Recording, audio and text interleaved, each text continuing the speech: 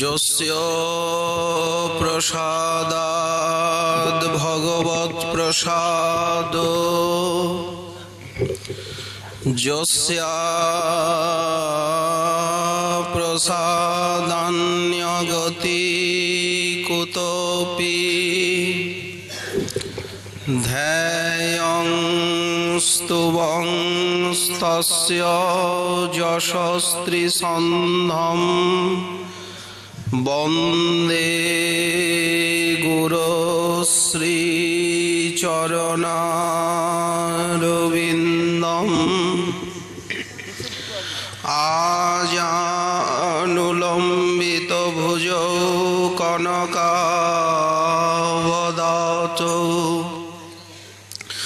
সংকীর্তনৈকপিতরৌ কমলায়তাক্ষৌ বিশ্বম্ভরৌ দ্বিজবরৌ যুগধর্মপালৌ বন্দে জগৎপ্রিয়করৌ করুণাবতারৌ নমস্ত্রিকালসত্তায় জগন্নাথসুতায় চ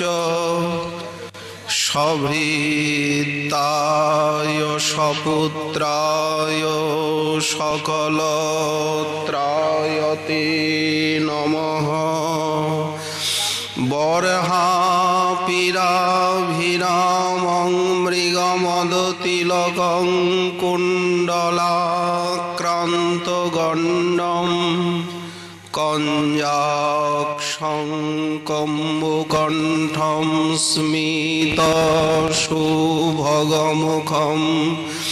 স্বাধরেণস্তবেণুং শ্যামং শান্তং ত্রিভঙ্গং রবিকরবসনং ভূষিতং বৈজয়ন্তা বন্দে বৃন্দাবনস্থং যুবতীশতবৃতং ব্রহ্ম গোপালবেশম তপ্ত কাঞ্চন গৌরাঙ্গী রাধে বৃন্দাবনেশ্বরী বৃষভানুসুতে দেবী ত্বাং নমামি হরিপ্রিয়ে মূকং করোতি বাচালং পঙ্গুং লঙ্ঘয়তে গিরিম যৎকৃপাতমহং বন্দে পরমানন্দমাধবম বাঞ্ছাকল্পতরুভ্যশ্চ কৃপাসিন্ধুভ্য এব চ পতিতানাং পাবনেভ্যো বৈষ্ণবেভ্যো নমো নমঃ। হরি ভক্তি পরাজে চ হরিনাম পরায়ণা দুর্বৃত্তা বা সুবৃত্তা বা তেষাং নিত্যং নমো নমঃ।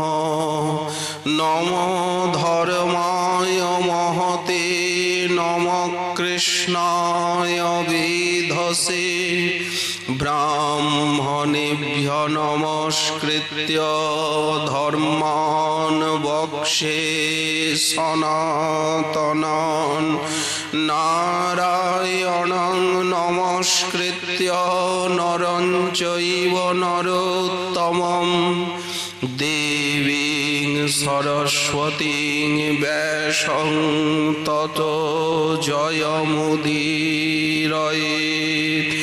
জয় রূপ সনাতন ভট্ট রঘুনাথ শ্রীজীব গোপাল ভট্ট দাস রঘুনাথ এই ছয় গোসাইর করি চরণ বন্দন যাহা হইতে বিঘ্ন নাশ অভীষ্ট পূরণ দুর্গমে পথিমেন্ধস্য স্খলৎপাদগতির্মুহ সক্রিবাযষ্ঠিদানেন সন্ত সন্ত্য বলম বনম।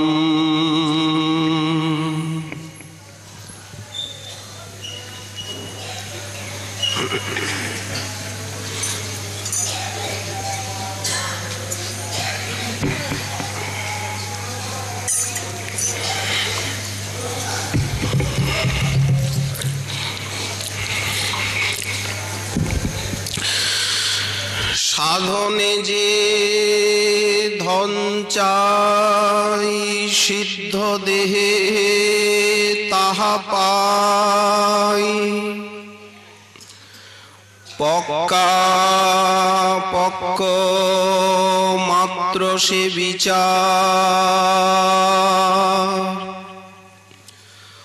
অপক্কে সাধন রীতি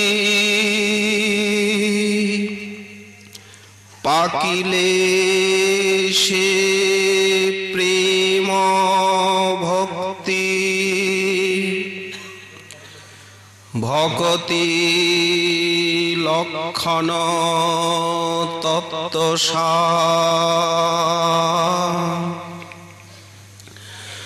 পরম করুণা বরুণালয় সর্বাবতার সার শিরোমণি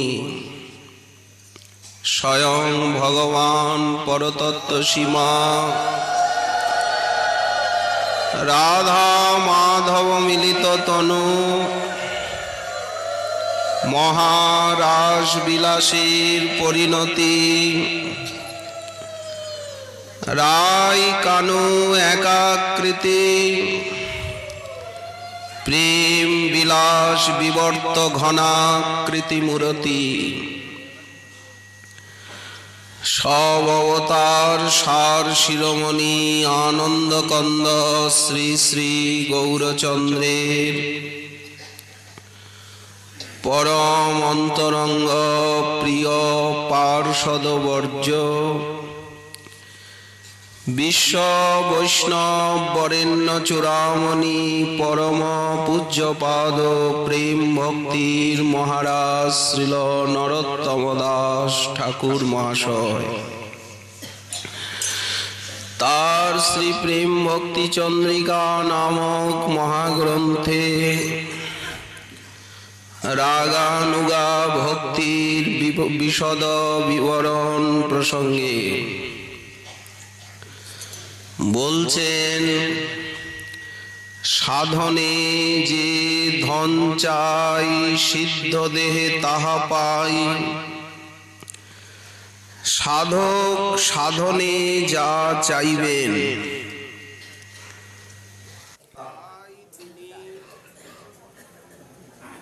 সিদ্ধ দেহে প্রাপ্ত হবে। সাধন অবস্থায় চাইতে হবে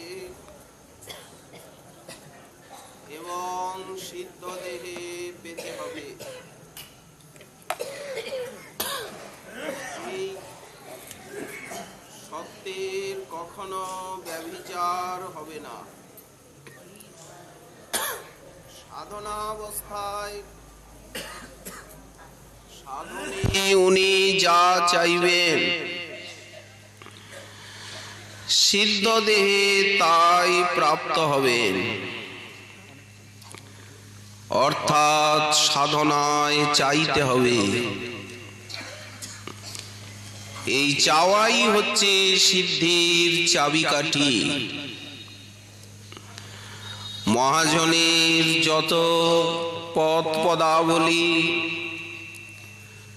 তার ভিতরে আছে কি চাওয়া। আগে ভজন চাইব, শুদ্ধ ভক্তি জীবন চাইব, অবশ্য পাব। যে চাইতে জানে সে অবশ্য পাবে। সাধু সঙ্গে এই চাওয়াটাই শেখানো হয়। শ্রবণ কীর্তনের দ্বারা এই চাওয়া পাওয়ারই হিসাব নিকাশ করা হয়। ভজন মার্জিত হয় যেমন যেমন, তেমনি চাওয়া পাওয়াও বাড়তে থাকে। এক তো দৈন্য ভরে শুদ্ধ ভক্তিকে চাওয়া, গোরা পহু না ভজিয়া মইনু। ঠাকুর মহাশয় বলছেন, সাধনে যা চাইব সিদ্ধিতে তাই পাব। সিদ্ধিটাই সাধন। সাধনই পরিপক্ক হয়ে সিদ্ধি রূপে পরিণত হয়। দৃষ্টান্ত দিচ্ছেন, কাঁচা আম আর পাকা আম, একটাই তো আম, দুটো তো নয়। প্রথমে চাইতে হবে ভজন, তার জন্য আক্ষেপ। গোরা পহু না ভজিয়া মইনু, প্রেম রতন ধন হেলায় হারাইনু। অধনে যতন করি ধন ত্যাগিনু।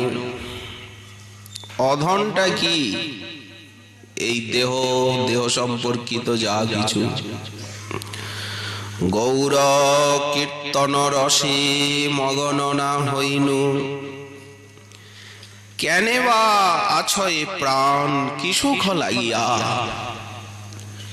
নরোত্তম দাস কেন না গেল মরিয়া। এই হচ্ছে চাওয়া। ভজন চাইতে হবে, ব্রজবাস চাইতে হবে। কবে হব বৃন্দাবনবাসী, নিরখিব যুগল রূপরাশি। তেজিয়া শয়ন সুখ বিচিত্র পালঙ্ক, কবে ব্রজের ধুলায় ধূসরিত হবে অঙ্গ। এই হচ্ছে ভজন চাওয়া। তেমনি চাইতে হবে হরিনামে স্ফূর্তি, নামে রুচি। কবে বল হবে সেদিনও আমার। চাইতে হবে অপরাধ রূপী এই পাশের থেকে মুক্তি। কবে অপরাধ ঘুচি শুদ্ধ নামে রুচি। কৃপা বলে হবে হৃদয়ে সঞ্চার। যা চাইব তাই পাব, এই সত্যের ব্যভিচার নেই। কবে হরিনামে রুচি হবে, ভগবত সেবায় রুচি হবে। হচ্ছে না কেন? অর্থাৎ আরো অনেকবার জন্ম নিতে হবে। হচ্ছে না মানে বারবার জন্ম নিতে হবে। অপরাধ ঘুচি শুদ্ধ নামে রুচি। কৃপা বলে হবে হৃদয়ে সঞ্চার। ধন জন আর কবিতা সুন্দরী, বলিব না না দেহ সুখ করি। কখনো চাইব না। চাইবেন কেন? আপনি তো আসবে সবকিছু। চাইবেন কেন? চাইলে তো ছোট হতে হয়। যে চায় না তার মস্তক সতত উন্নত থাকে। সাধক বীরের মতো ভক্তি পথে বিচরণ করবেন। কেন চাইবেন? অযাচক বৃত্তি। ধন জন আর কবিতা সুন্দরী, চাহিব না নাদ বলিব না নাদ দেহ সুখ করি। জন্মে জন্মে দেহ ওহে গৌর হরি। অহিতুকি ভক্তি চরণে তোমার। এই তো চাওয়া। সমস্ত গোস্বামী গ্রন্থের ভিতরে খালি চাওয়া আর চাওয়া। চাওয়া ছাড়া কোনো কথা নেই, চাইলেই পাওয়া যায়।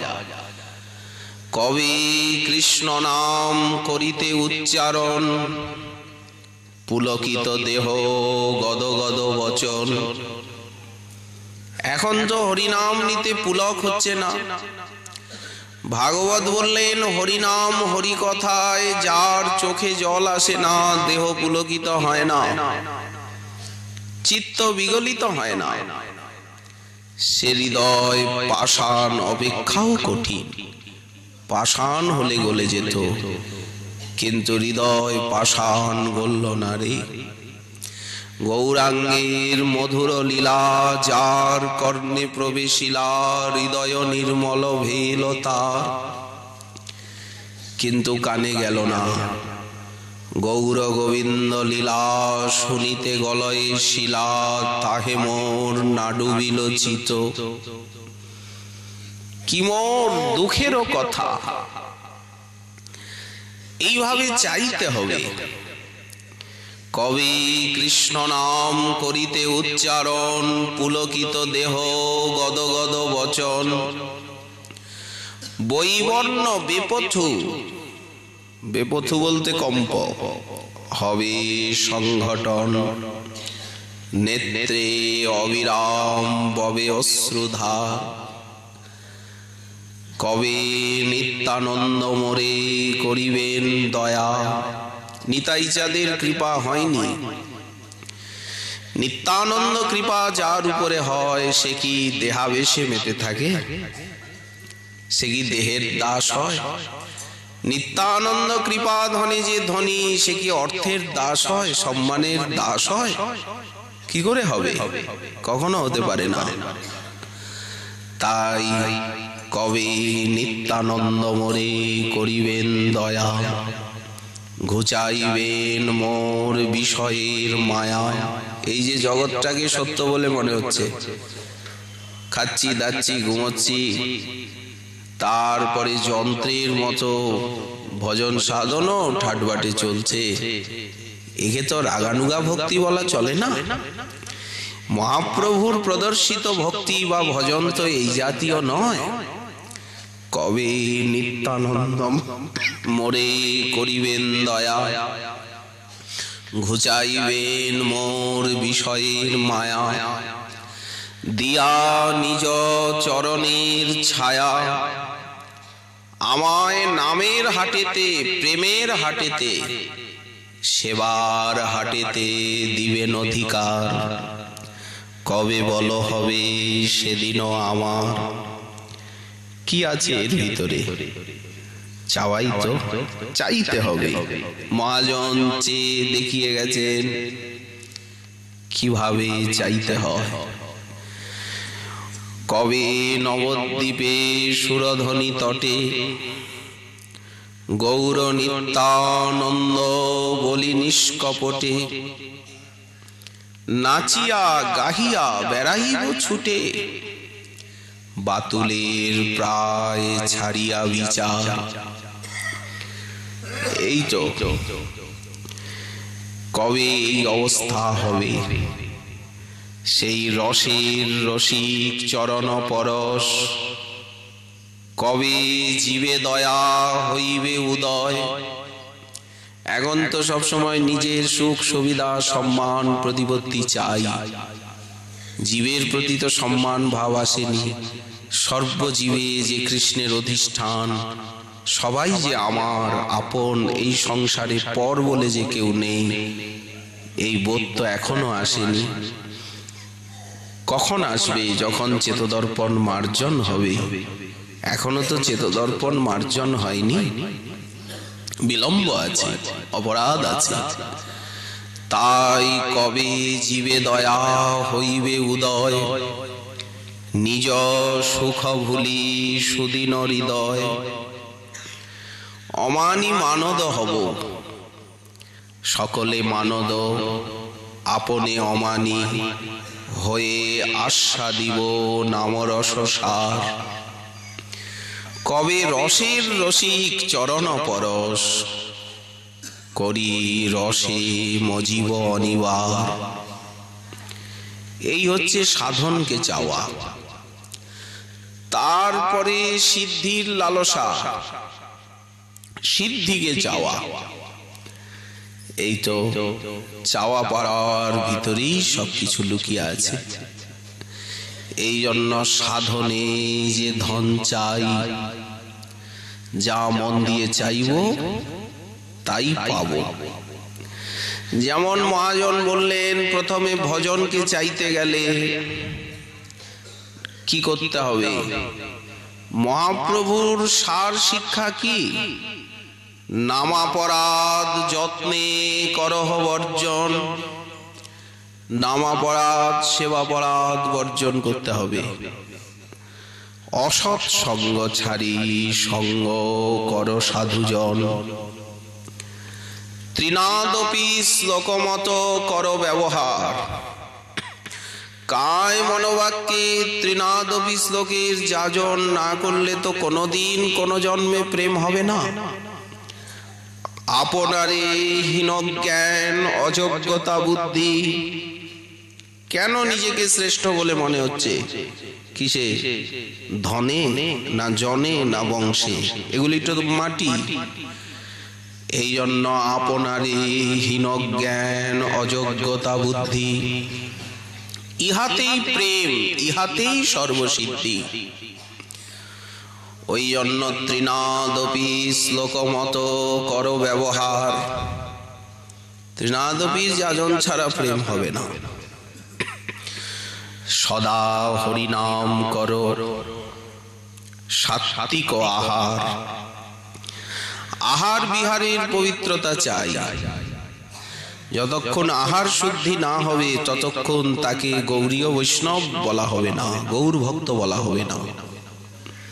তাকে সম্প্রদায়ের ভিতরে স্বীকার করা হবে না, বাইরে থাকো। যতক্ষণ পর্যন্ত সদাচারী প্রসাদভোজী না হবে ততক্ষণ তাকে গৌরীয় ভক্ত বা গৌরীয় বৈষ্ণব সম্প্রদায় আশ্রয়ী বলে স্বীকার করা হবে না। বাইরে থাকুক, অপেক্ষা করুক, মন্দিরে প্রবেশ হবে না। ওই জন্য সদা হরিনাম করো সাত্বিক আহার। তারপরে গ্রাম্য বার্তা ত্যাগ, এই উচিত ভজনে। গ্রাম্য কথা না শুনহ থাকহ নির্জনে। গ্রাম্য বার্তা বলা শোনা, জগতের প্রাকৃত কথাবার্তা, তারপরে হাসি মজাক ঠাট্টা ইয়ার্কি, এগুলি চিরতরে বর্জন করতে হবে। এগুলি ত্রিনাদপির বিরোধী, এগুলির থেকেই অপরাধের সৃষ্টি হয়। গ্রাম্য বার্তা ত্যাগ, এই উচিত ভজনে। গ্রাম্য কথা না শুনহ থাকহ নির্জনে। তেমনি এই গৌরাঙ্গ চরিত্রে মন করহ নিবেশ। গৌরলীলা শ্রবণ কীর্তন অনুশীলন। চৈতন্য চরিত্র শুন শ্রদ্ধা ভক্তি করি। রোজ চৈতন্য ভাগবত, চৈতন্য চরিতামৃত আদি গৌরলীলার অনুশীলন। ভাগবত তো পরে, আগে চৈতন্য ভাগবতটা যদি কেউ ভালো করে অধ্যয়ন করেন তাহলে আপনি ভক্ত, ভক্তি ভগবানের মহিমা হৃদয়ঙ্গম হতে পারে। কবিরাজ গোস্বামীপাদ লিখেছেন, মনুষ্যে রচিতে নারে ওইছে গ্রন্থ ধন্য। বৃন্দাবন দাস মুখে বক্তা শ্রী চৈতন্য। চৈতন্য মঙ্গল যদি শুনে পাষণ্ডী যবন, সেও পরম বৈষ্ণব হয় ততক্ষণ। আগে তো এই সমস্ত ভক্তি গ্রন্থকে মন দিয়ে অধ্যয়ন করতে হবে। যে পথে চলবো সেই পথটিকে নিখুঁতভাবে জানতে হবে। উত্তম অধিকারী হতে গেলে তাকে ভক্তি শাস্ত্রে নিপুণ হতেই হবে। কারণ মহাজন বললেন, ভক্তি শাস্ত্রে সুনিপুণ দৃঢ় শ্রদ্ধা যার, উত্তম অধিকারী সেই তারয়ে সংসার। তাহলে উত্তম অধিকারে যাওয়ার চেষ্টা করতে হবে। শাস্ত্র যুক্তি নাহি জানে দৃঢ় শ্রদ্ধাবান, মধ্যম অধিকারী সেই মহাভাগ্যবান। তিনিও ভাগ্যবান, কারণ ভজনে নিষ্ঠা এসেছে। শাস্ত্র যুক্তিতে একটু কাঁচা আছেন, ধীরে ধীরে শ্রবণ কীর্তন করতে করতে হয়ে যাবে। আর যার শাস্ত্র যুক্তিও জানা নেই, কোমল শ্রদ্ধা, ভজনেও নিষ্ঠা আসেনি, ভজনেও তাদৃশ রুচি নেই, সবে মাত্র এই পথে প্রবেশ করেছেন, তিনি কনিষ্ঠাধিকারী। যাহার কোমল শ্রদ্ধা সে কনিষ্ঠ জন, তবে চিন্তা নেই, ক্রমে ক্রমে সেহ ভক্ত হইবে উত্তম। অভয় দিচ্ছেন, কাউকেই ছোট মনে করা হচ্ছে না। তো এই জন্য গৌরলীলার বিশেষভাবে শ্রবণ কীর্তন প্রয়োজন। গৌরলীলার ভিতর দিয়ে যেভাবে আমরা ভজনের আদর্শ শিক্ষা প্রাপ্ত হতে পারব, সেটা ব্রজলীলার ভিতর দিয়ে প্রাপ্ত হওয়া একটু কঠিন হবে। তো এই জন্য গৌরাঙ্গ চরিত্রে মন করহ নিবেশ।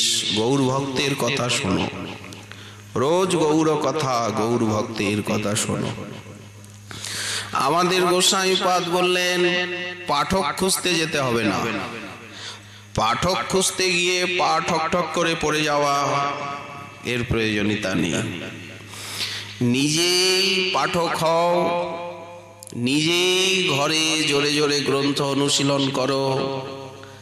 বৈঠকি, এই সমস্ত বৈঠকি যাকে কি বলে, প্রফেশনাল, তাতে শুদ্ধ ভক্তির অনেক ক্ষেত্রে হানি হয় নিষ্ঠার।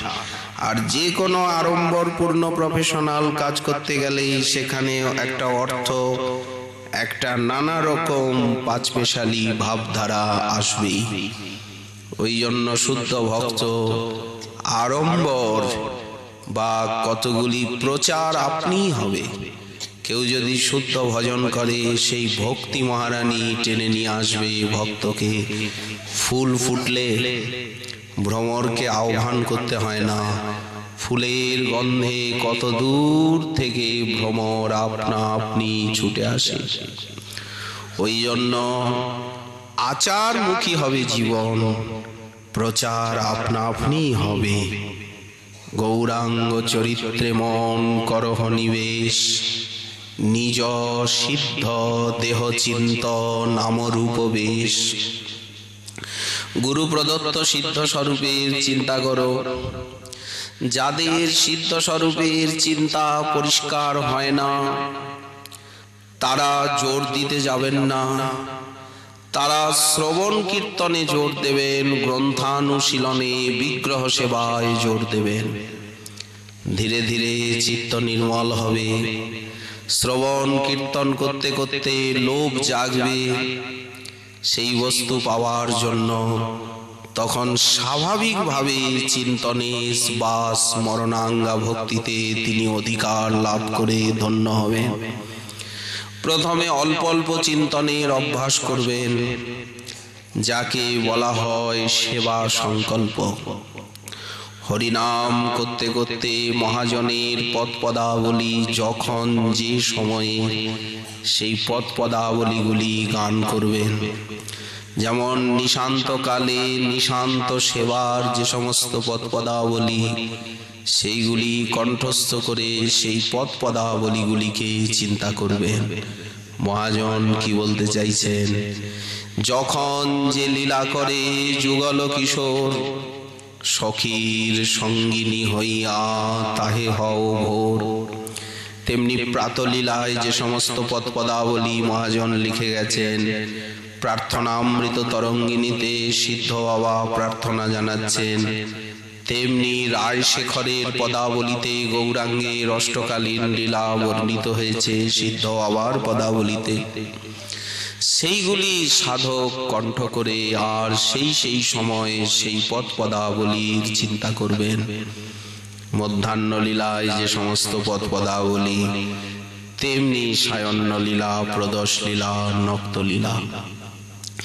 ধীরে ধীরে তাকে কনিষ্ঠাধিকারের থেকে মধ্যম অধিকারে, মধ্যম অধিকারের থেকে উত্তম অধিকারে আসতে হবে। যখনই উনি উত্তম অধিকারে আসবেন, ওনার চরিত্রের ভিতরে এই অলৌকিক গুণগুলি ফুটে উঠবে। ক্ষান্তি, অব্যর্থ কালত্ব, বিরক্তির মান শূন্যতা, আশা বন্ধ সমুৎকণ্ঠা, নাম গানে সদা রুচি, আসক্তিস্তদ গুণাখ্যানে, প্রীতিস্তদ বসতি স্থলে। এই গুণগুলি স্বাভাবিকভাবে ফুটে উঠবে। অশ্রুকম্প পুলককে সবসময় ভক্তির পূর্ণাঙ্গ লক্ষণ বলা হয়নি। অশ্রুকম্প পুলক অনেকেরই হয়, আবার কখনো হয় কখনো হয় না। এই জন্য অশ্রুকম্প পুলকেও আবার কতগুলি এর প্রভেদ আছে। আবার যাদের চিত্ত কোমল পিচ্ছিল, তাদের একটুতেই চোখের জল আসে, একটুতেই পুলকাদি হতে পারে। ওই জন্য গোস্বামীপাদ ভাব এবং ভাবের আভাস বর্ণন করেছেন। এই জন্য শুদ্ধ ভক্তির প্রকৃত লক্ষণ অশ্রুকম্প পুলক হবে না, ভাবের প্রকৃত লক্ষণ হবে এই ক্ষান্তির, অব্যর্থ কালত্ব, বিরক্তির মান শূন্যতা। যেমন এখনই কেঁদে কেটে একেবারে চোখের জলে নিয়ে অস্থির, কি ভাব, সঙ্গে সঙ্গে গ্রাম্য কথা, গ্রাম্য বার্তা, সেখানে তাকে ভাব বলা হবে না, ওটা 2-4 পয়সার ভাব। এই জন্য ক্ষান্তির, অব্যর্থ কালত্ব, বিরক্তির মান শূন্যতা, আশা বন্ধ সমুৎকণ্ঠা, নাম গানে সদা রুচি। এক কথায় সর্বদা ভজনের রুচি হচ্ছে ভক্তির প্রকৃত লক্ষণ। এই নিমিত্ত সাধক ধীরে ধীরে ভক্তি শাস্ত্র অনুশীলন ক্রমে এগিয়ে যাবে। গৌরাঙ্গ চরিত্রে মন করহ নিবেশ, নিজ সিদ্ধ দেহ চিন্ত, নাম রূপ বেশ, অষ্টকাল সেব যথা গুরুর আদেশ। গুরুপাদ পদ্মের কাছে এই সমস্ত ভজন রহস্য শিক্ষা করতে হয়। আসলে প্রথমে হচ্ছে গুরুপদাশ্রয়, তারপরে গুরু সেবা, গুরুদেবের কাছে ভক্তি শাস্ত্র অনুশীলন। ভজন বলতে এগুলি, কৃষ্ণ দীক্ষাদি শিক্ষণম। ভজন বলতে কি 64 ভজনাঙ্গ। গুরুতে সাক্ষাৎ ভগবত বুদ্ধির আরোপ। সাধুগণ যে মার্গে চলে গেছেন, সেই সাধুগণের মার্গ অনুগমন। মহাজনের যেই পথ, তাতে হব অনুরত, পূর্বাপর করিয়া বিচার।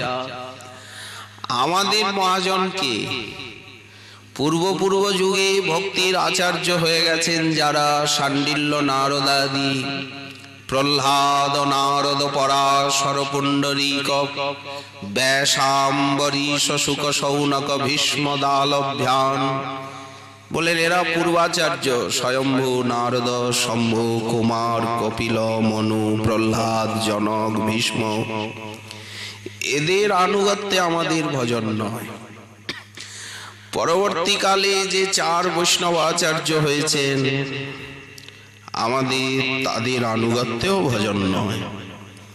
আমাদের আচার্য হচ্ছেন শ্রীরূপ সনাতন শ্রীজীব গোপাল ভট্ট। এই 6 গোসাই শিক্ষা গুরু যে আমার, রূপ রঘুনাথ পদে হইবে আকুতি। তো এই জন্য আমাদের আচার্য পাদগণের মহাপ্রভুর পরিকর বরিষ্ঠ যে এই স্বরগোস্বামী পাদগণ, তাদের আদর্শ এবং ভাবধারায় আমাদের ভজন। ডানে বায়ে তাকাবার প্রয়োজন নেই। সাধুগণ যে পথে গমন করে হরিভক্তি লাভ করেছেন, সেই পথে তাদের পদাঙ্ক অনুসরণে গমনের নামই হচ্ছে সাধু মার্গানুগমন। নিজে কোনো স্বতন্ত্র মত এবং পথের সৃষ্টি না করা, শ্রুতি স্মৃতি পুরাণ আদি পাঞ্চরাত্র বিধিং বিনা ঐকান্তিকি হরির ভক্তি উৎপাতায় এব কল্পতে। যেখানে সাধন ভজনের ভিতরে শাস্ত্র আনুগত্য, মহদানুগত্য, গুরু আনুগত্য নেই, আচার্যের আনুগত্য নেই, সেখানে সেই ঐকান্তিক ভক্তিকে বলা হয়েছে একটা উৎপাত। সেটা ঐকান্তিক নয়, কারণ যেখানে অশাস্ত্রীয়তা, আচরণজনিত দোষ আছে, সেখানে ভক্তি তো ঐকান্তিক হতে পারে না। তারপরে এই ভক্তিকে জানবার জন্য যে ইচ্ছা, এই ইচ্ছাই মানবের পরা শান্তি প্রাপ্তির কারণ হয়ে থাকে।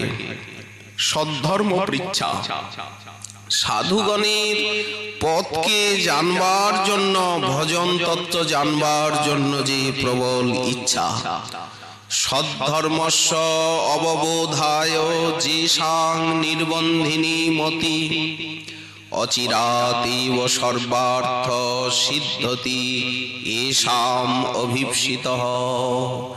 শাস্ত্র বললেন যে সদ্ধর্ম ভক্তিকে জানবার জন্য যার ইচ্ছা বা আগ্রহ সঞ্জাত হয়েছে, তার সর্বার্থ সিদ্ধি হয়ে থাকে। তো ভজন বলতে কি? ভজন বলতে 64 ভক্তি অঙ্গ। শ্রীকৃষ্ণের প্রীতির জন্য ভোগ ত্যাগ। শ্রীকৃষ্ণ ভোগ বিলাস পছন্দ করেন না, মহাপ্রভু ভোগ বিলাস পছন্দ করেন না। ওই জন্য আমি যদি এখন বিষয় ভোগের রাস্তা নিই, মহাপ্রভু খুশি হবেন না, দুঃখ পাবে। মহাপ্রভুর ভক্ত যত বৈরাগ্য প্রধান, যাহা দেখি প্রীত হন গৌর ভগবান। তো ভক্ত চিন্তা করবেন যে আমি ভোগবিলাসে যদি ডুবে যাই, অর্থ সম্মানের পিছনে যদি ছুটি, তাহলে মহাপ্রভু দুঃখ পাবে। অতএব সেই রাস্তায় যাওয়া যাবে না। মন তো যেতে চায়, কিন্তু মনকে বারবার শাসন করতে হবে। কৃষ্ণ প্রীত্যে ভোগ ত্যাগ। পদ্ম পুরাণে একটি শ্লোক আছে। এক ভক্তকে লক্ষ্য করে কেউ বলছেন যে তুমি শ্রীহরির প্রীতির জন্য যে কালে কালে ভোগাদি পরিত্যাগ করেছো, তোমার জন্য সেই বৈকুণ্ঠস্থিত অচলা সম্পত্তি অপেক্ষা করছে। এখানে যত ত্যাগ করব, পার্থিব ভোগ সম্পত্তিকে যে যত পরিমাণে ত্যাগ করতে পারবেন, তিনি তত পরিমাণে সেই চিন্ময়ী ভক্তি সম্পত্তির অধিকারী হবেন। এখানে যতটুকু ত্যাগ করব, ওখানে ততটুকু পাব। এই জন্য জড়ীয় বস্তুর প্রতি যে আসক্তি, সেই আসক্তিকে ধীরে ধীরে ত্যাগ করতে হবে। কৃষ্ণ তীর্থে বাস, যতটা সম্ভব চেষ্টা করতে হবে ধাম বা লীলাস্থলিতে বেশি সময় কাটানোর। গঙ্গাদি তীরে, গঙ্গার তটে বাসের, নবদ্বীপ, নীলাচল, বৃন্দাবন, এই 3 ধাম বা গৌর পার্ষদগণের যে লীলাস্থলী, সেই সমস্ত স্থানে বেশি বাস করতে চেষ্টা করতে হবে। সাধারণ ভোগী মানুষ যেমন নগর, মহানগরী, রাজধানীতে বাস করতে ভালোবাসে, সেখানে সবকিছু দৈহিক সুযোগ সুবিধা আছে, তেমনি যারা ভজন করবেন তারা কৃষ্ণের লীলাস্থলিতে, বৃন্দাবন, নবদ্বীপ, শ্রীক্ষেত্র বা গঙ্গার সমীপে বাস করলে অনায়াসে ভক্তি লাভ হবে। সেখানের পরিবেশ ভজনের অনুকূল, দুর্লভ দর্শন। সাধু মহাত্মাগণ ওই সমস্ত তীর্থে বাস করেন, তাদের দর্শনে স্পর্শনে ভক্তি লাভ হবে। যেখানে গোস্বামীপাদ শরণাগতির ব্যাখ্যা করেছেন, শরণাগতিটা 3 প্রকার হবে, কায়িক, বাচিক, মানসিক। মুখে যেমন বলতে হবে যে হে ভগবান আমি তোমার, হে প্রভু, তেমনি মনে মনেও বিশ্বাস করতে হবে যে আমি তার, তিনি আমায় সর্বকাল রক্ষা করবেন সর্বাবস্থায়। তেমনি দেহের দ্বারা লীলাস্থলকে আশ্রয় করতে হবে, ধাম তীর্থে বাস করতে হবে। তেমনি যার ভজন নির্বাহের জন্য যতটুকু প্রয়োজন ততটুকু বিষয় তিনি স্বীকার করবেন। যতটুকু সাংসারিক ব্যবহার না করলে নয়, মেপে ততটুকু করবেন। যেমন গৃহস্থ ভক্ত যারা সংসারে থেকে সৎ বৃত্তি অবলম্বন করে সংসার যাত্রা নির্বাহ করে ভজন করবেন, আর নিরপেক্ষ সাধু যারা গৃহত্যাগী তারা সঞ্চয় বৃত্তিকে পরিহার করে অযাচিতভাবে যে অন্ন বস্ত্র লাভ হয় তাতেই তৃপ্ত থেকে ভজন করবেন। এই আচরণগুলিকে স্বীকার না করলে কিন্তু ভক্তি বা ভজনের স্থৈর্য হবে না। এই মহাজনের পর তেমনি একাদশী আদি ব্রতের সম্মান করবেন, একাদশী ব্রত পালন করবেন। আমরা বলে এসেছি যে একাদশী ব্রত অবশ্য পালন করতেই হবে। একাদশী ভঙ্গ হলে সেটি বৈষ্ণবতার বিরুদ্ধ হয়ে গেল। শুধু একাদশী ব্রত নয়, জন্মাষ্টমী, রাধাষ্টমী, রামনবমী, নৃসিংহ চতুর্দশী, শিব চতুর্দশী, শ্রীমন মহাপ্রভুর আবির্ভাব তিথি, নিত্যানন্দ প্রভুর আবির্ভাব তিথি, অদ্বৈত জয়ন্তী আদি এই সমস্ত ব্রতেতেও পূর্ণ উপবাস করতে হবে। ফল, জল, দুগ্ধ আদি ছাড়া কোন সেই অন্নাদিক সর্বতোভাবে বর্জনীয়। ব্রত মানে পূর্ণই ব্রত করতে হবে, অর্ধেক কোনো ব্রত নেই।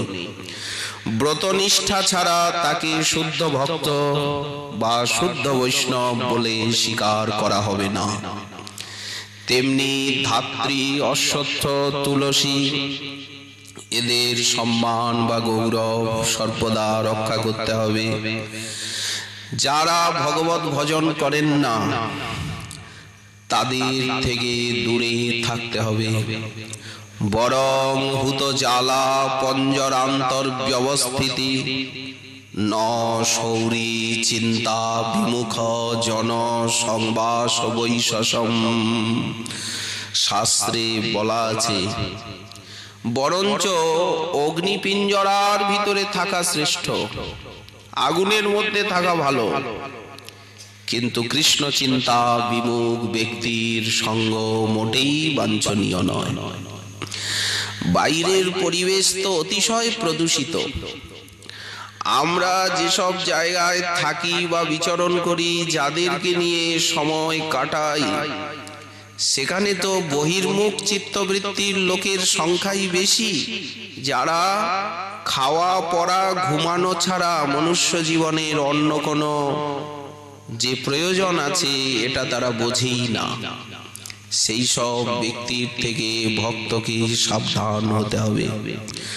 অসৎ সঙ্গ ত্যাগ এই বৈষ্ণব আচার, স্ত্রী সঙ্গী এক অসাধু কৃষ্ণ ভক্ত আর।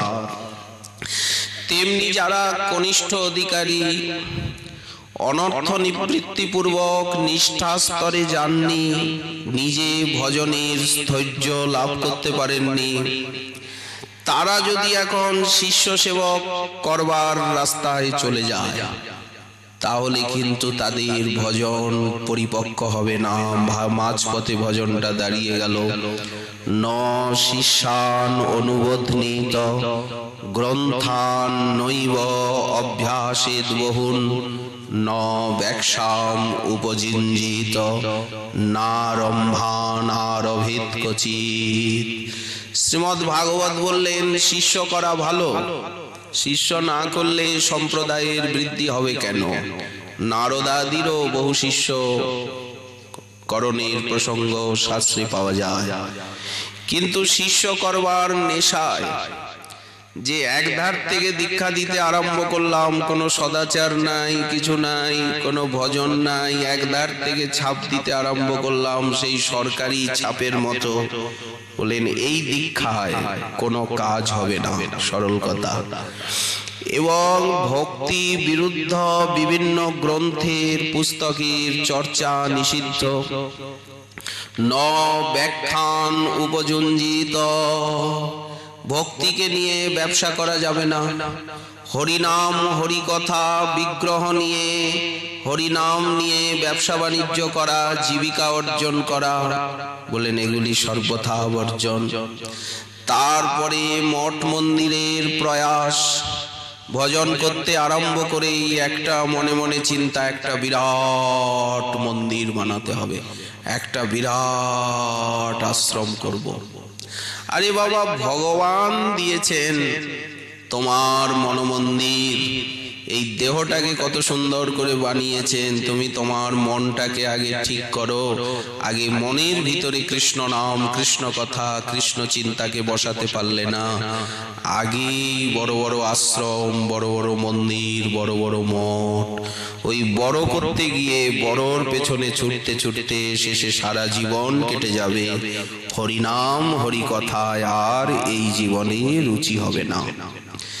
এই জন্য ভগবত বিমুখতা কারক, আড়ম্বরপূর্ণ বড় বড় ব্যাপার, মঠ মন্দির আদিতে যদি কেউ ব্যাপৃত থাকে, এখন তার রক্ষণাবেক্ষণ, বাদ বিবাদ, মামলা মকদ্দমা, কত প্রকার মনোমালিন্য, অশান্তির সৃষ্টি হবে, রজগুণ তমগুণের খেলা চলবে, আর হরিনাম এ জীবনে হবে না। তেমনি ব্যবহারে অকৃপণতা, শুদ্ধ ভক্ত অলব্ধে বিনষ্টি বা ভক্ষাচ্ছাদন সাধনে বিপ্লব মতির ভূত্বা হরিমেব ধিয়া স্মরেৎ। আচ্ছা, কিছু নেই, আজকে সাধারণ ডাল ভাত মিলেছে, মিলেছে, তাতে কোনো চিন্তা নেই, কালকে হয়তো নানা প্রকার অন্ন ব্যঞ্জন মিলবে। তো ভগবত ইচ্ছায় যখন অন্ন বস্ত্র যতটুকু যেখানে যা মেলে তাতে তুষ্ট থাকতে হবে। আরো চাই, আরো চাই, আরো চাই, এই যে চাই চাই ভাব, একটা সব সময় ছটফট ভাব, বিষয় ভোগের জন্য লালসায়, এটিকে ত্যাগ করতে হবে। তেমনি শোকাদির বশীভূত না হওয়া। সাধারণত এই জগৎ, এখানে কেউ জন্মাবে, কেউ বিদায় নেবে, কতকে আসিছে, কতকে আসিয়াছে, কত না আসিবে হেথা, ওপারের লোক এপারে আসছে, এপারের লোক ওপারে যাচ্ছে, এই তো। তো সংসার জীবনে কালকে কারো অসুখ হবে, পরশুদিন কারো মৃত্যু হবে, তারপরে তারপর দিন কেউ ছেড়ে পালালো। এই সব ক্ষেত্রে ভক্ত কখনো শোক মোহ আদির দ্বারা মুহ্যমান হবেন না। গেছে গেছে। যেমন শ্রী শ্রীবাস পণ্ডিতের পুত্র বিয়োগ হলো, উনি ধীর স্থির শান্ত, এইভাবে কারো মৃত্যু হলো, কেউ জন্ম নিল, রোগ শোক এগুলি তো থাকবেই, সংসারের সম্পত্তি। কোন দেবতাকে অবজ্ঞা করতে পারবেন না, সমস্ত দেব দেবীকে কৃষ্ণদাস জ্ঞানে সম্মান করবেন। কায় মনোবাক্যে কাউকে উদ্বেগ দেওয়া যাবে না, কটু কথা বলা যাবে না।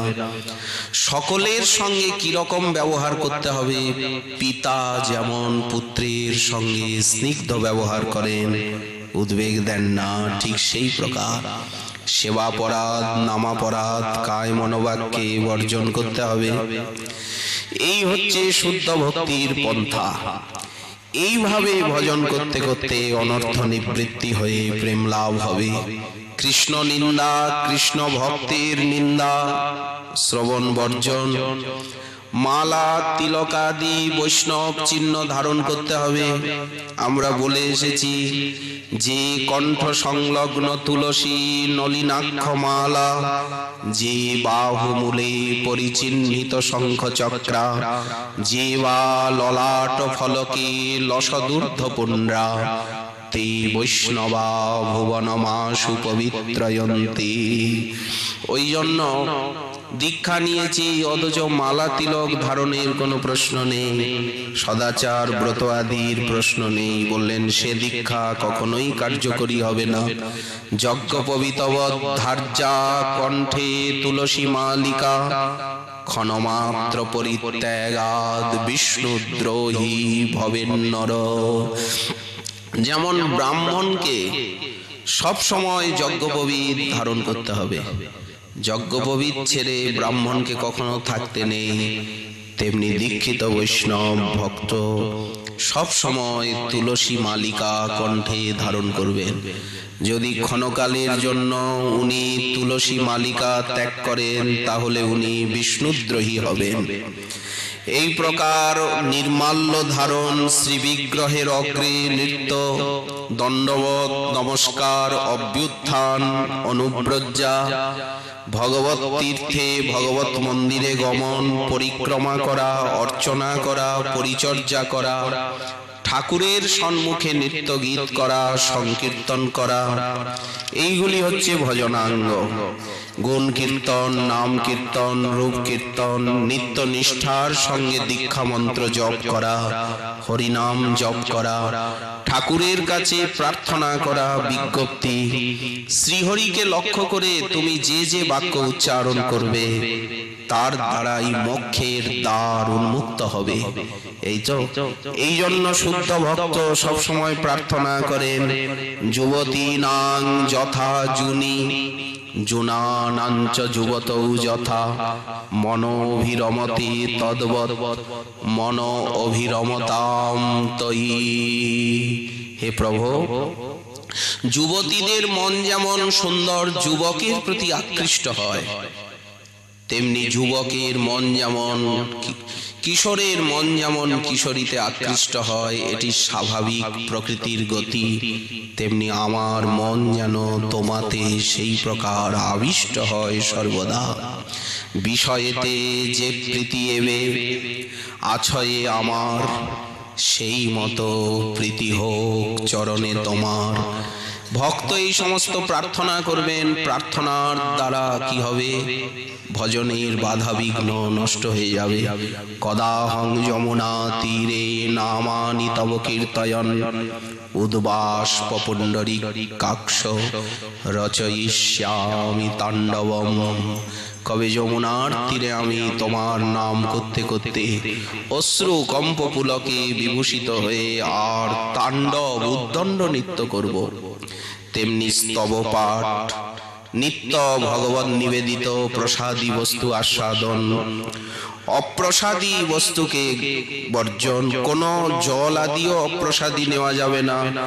পাদ্য আস্বাদন, ধূপ দীপের সৌরভ গ্রহণ, শ্রীমূর্তি স্পর্শ করা, শ্রীমূর্তি দর্শন করা, আরতি দর্শন করা, শ্রবণ করা, নিত্য হরিকথা। আমরা বলেছি রোজ শ্রবণ করতে হবে, রোজ কীর্তন করতে হবে। তৎকৃপাবলোকন, কৃষ্ণ আমাকে অবশ্য কৃপা করবেন। এই আজকে কত কৃপা করলেন, কালকে এত কৃপা, পরশু এত কৃপা, সবসময় কৃপার হিসাব দেখবেন। যেমন ব্যবসায়ী লোক সারাদিন ব্যবসার পরে রাত্রিবেলা হিসাব নিকাশ মেলান, এই আয় এই ব্যয়। ভক্ত তেমনি কৃপার দিকে তাকিয়ে থাকবেন, ভগবানের কৃপাকে ক্ষণে ক্ষণে অনুভব করবেন, কৃপার অঙ্ক কষবেন।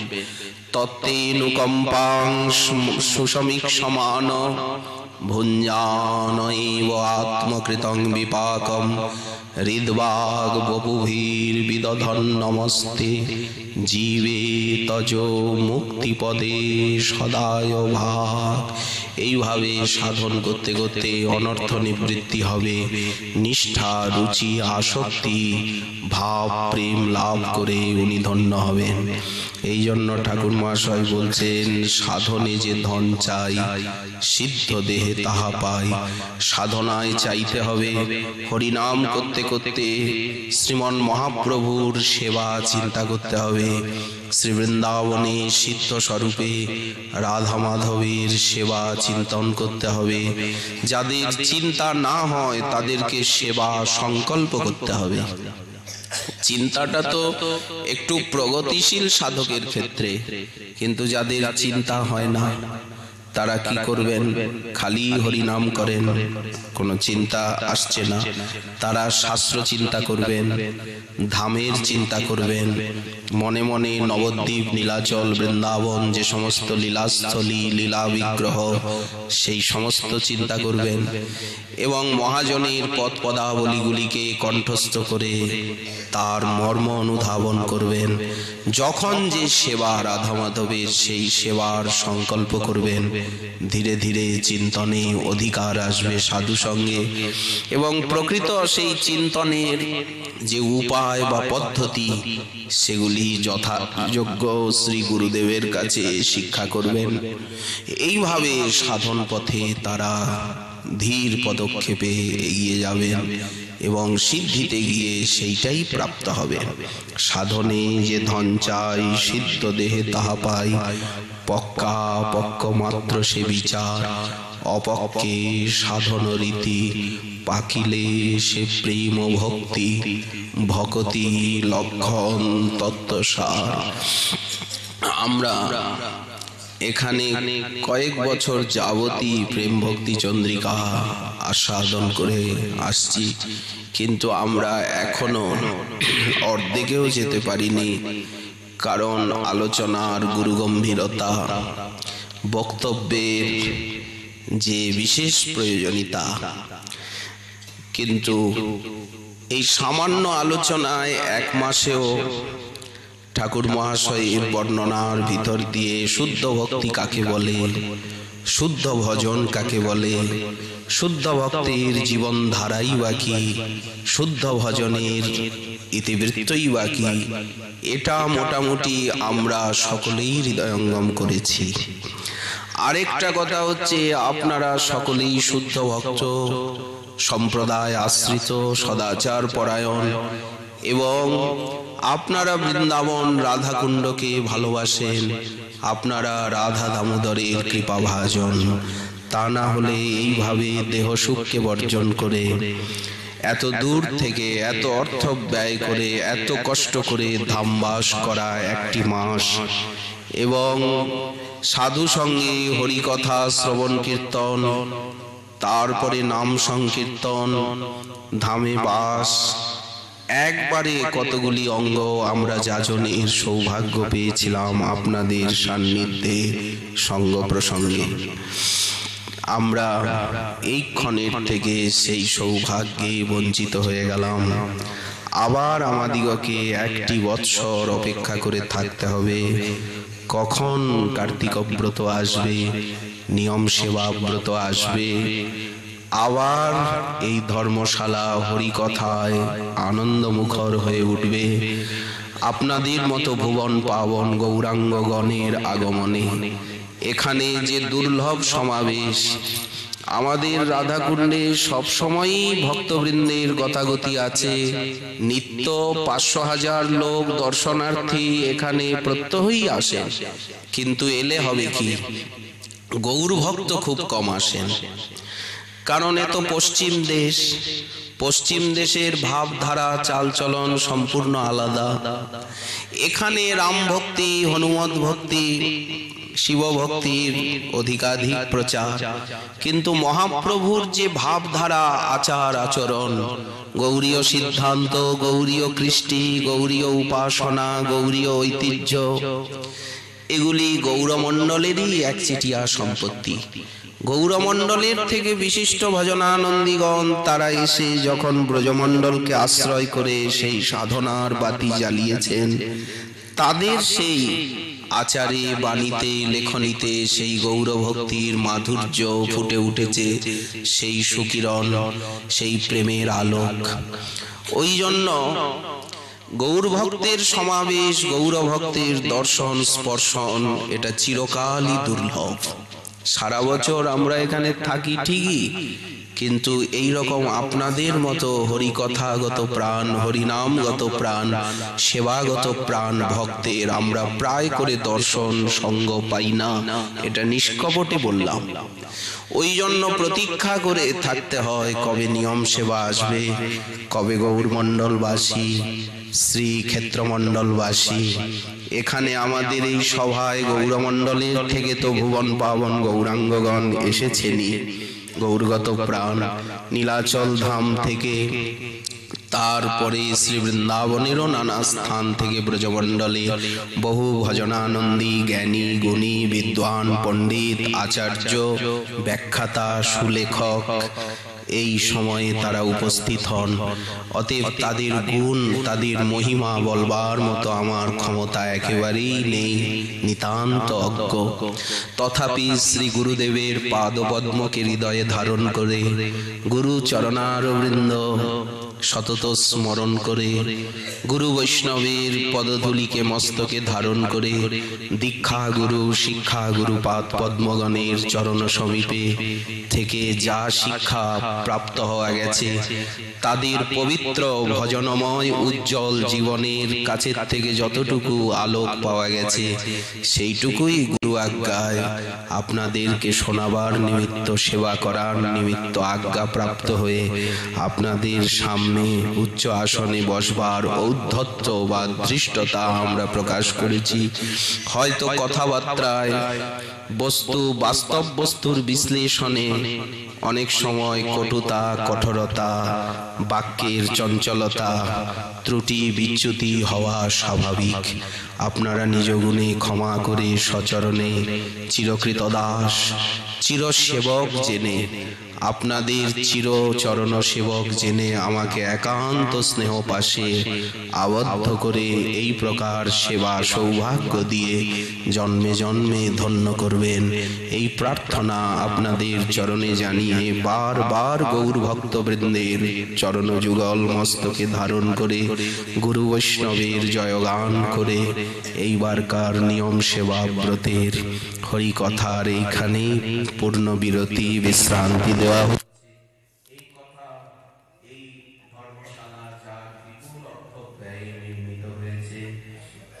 যিনি আমাদের মধ্যে উপস্থিত নেই, শ্রী রাধা মাধবের নিত্য নিকুঞ্জে তার চিরস্থিতি লাভ হোক রাধাবল্লভের শ্রীচরণে। সেই পরম পূজনীয় মাননীয় মনোরঞ্জন বণিক মহোদয় এবং আগের বার এখান থেকে গিয়ে মামলার গোস্বামীজি, নিত্যানন্দ গোস্বামীজিও নিত্যধামে গমন করেছে। সকলকেই তো যেতে হবে, এক এক করে সব প্রদীপগুলি নিভে যাচ্ছে, কারণ এখন হাঁটার সময়, এখন তো জোয়ারের সময় নয়। যারা নিয়ম সেবা ব্রতে আসতেন সেই সমস্ত বয়োবৃদ্ধ প্রাচীন ভজনানন্দী মহাপুরুষগণ একে একে বিদায় নিচ্ছেন। এখন তো হাঁটাই চলবে। এই জন্য সকলের প্রতি সশ্রদ্ধ আন্তরিক সম্মান, কৃতজ্ঞতা, ভক্তি কামনা নিবেদনের সঙ্গে সঙ্গে এইবারকার ভাগবত